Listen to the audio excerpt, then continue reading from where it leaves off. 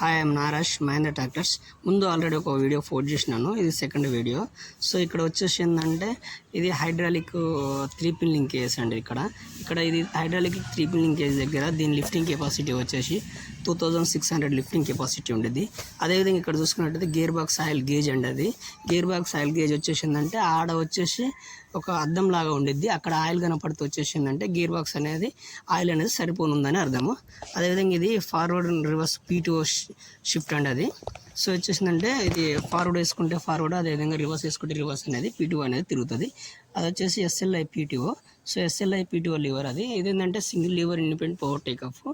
So ఆ liver వేసుకున్నామంటే direct వచ్చేసాయంటే power అనేది ఇక్కడికి వచ్చేస్తుంది. ఇది వచ్చేసిందంటే స్టెబిలైజర్ బార్స్ ఇవి. సో లిఫ్టింగ్ కెపాసిటీ ఎక్కువ ఉంది కాబట్టి ఏంటంటే స్టెబిలైజర్ బార్స్ అనేది ఇస్తారు. అదేవిధంగా మనకు ప్లౌలో అదేవిధంగా డోజర్ హెవీ ఇంప్లిమెంట్స్ నడుస్తుంది కాబట్టి స్టెబిలైజర్ బార్స్ అనేది నిలబడిద్ది. ఇది వచ్చేసి ఏంటంటే మోడల్ ప్లేట్. ఈ మోడల్ ప్లేట్ దగ్గర వచ్చేసి ఏంటంటే దీంట్లో చాలా ఇన్ఫర్మేషన్ అనేది ఉండిద్ది. సో ఇది 605 అర్జునోవో PS మోడల్. ఇది PS మోడల్ వచ్చేసిందంటే పవర్ సిరీస్. ఇది ఇక్కడ వచ్చేసి ఏంటంటే మనకు ఇది P2O పవర్ వచ్చేసి 42.5 P2O పవర్ ఉంది. అదేవిధంగా దీంట్లో వచ్చేసిందంటే SFC. ఇక్కడ SFC అనేది పర్టికులర్గా రాసి పెడతారు. ఇది వచ్చేసిందంటే 199 SFC అనేది ఉంది.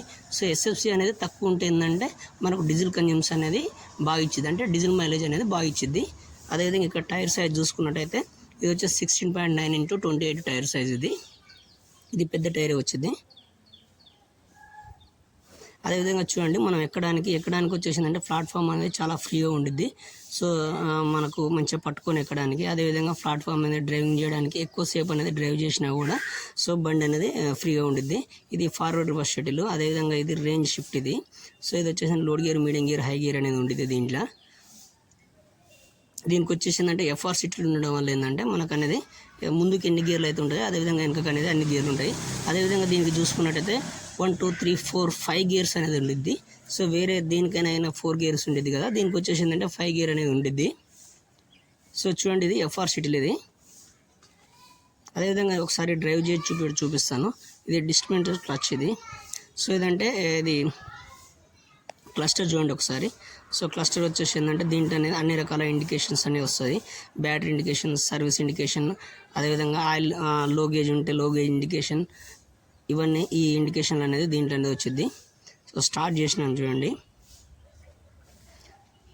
సో రివర్స్ వెళ్తున్నాను, అదేవిధంగా ఫార్వర్డ్ వెళ్ళి ఒకసారి చూపిద్దామని చెప్పేసి. ఇక్కడ కింద వచ్చేసి హ్యాండ్ బ్రేక్ ఉంటుంది. సో ఈ హ్యాండ్ బ్రేక్ అనేది చూసుకోవాలి.